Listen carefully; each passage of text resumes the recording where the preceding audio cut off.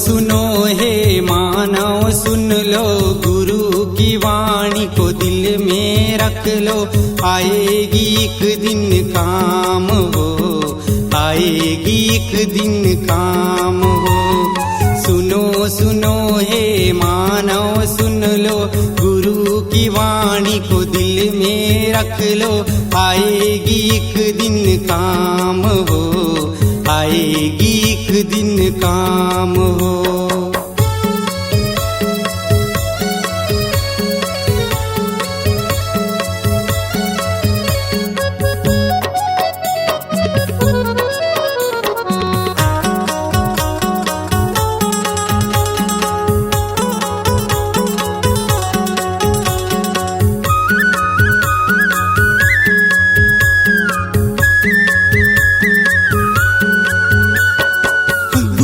ज्ञान तो निर्मल जल है, मन की मैल को धो लो ना, मन की मैल को धो लो ना। हीरा मोती सोना जैसे यह तन को चमका लो ना, यह तन को चमका लो ना। प्रेम तो सबको बांटते जाओ, प्रेम तो सबको बांटते जाओ। मत होना बदनाम, मत होना बदनाम। सुनो सुनो हे मानव सुन लो, गुरु की वाणी को दिल में रख लो। आएगी एक दिन काम हो, आएगी एक दिन काम हो।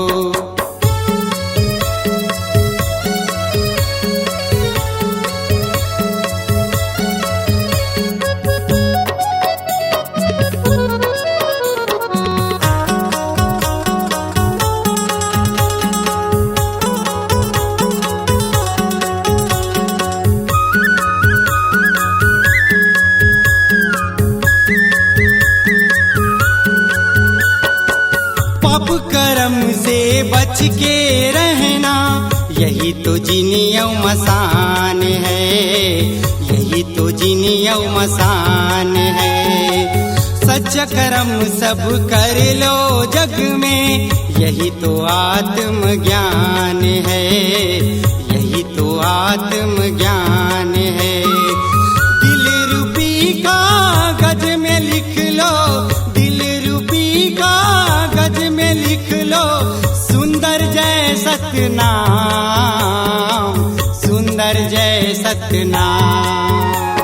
सुनो सुनो हे मानव सुन लो, गुरु की वाणी को दिल में रख लो।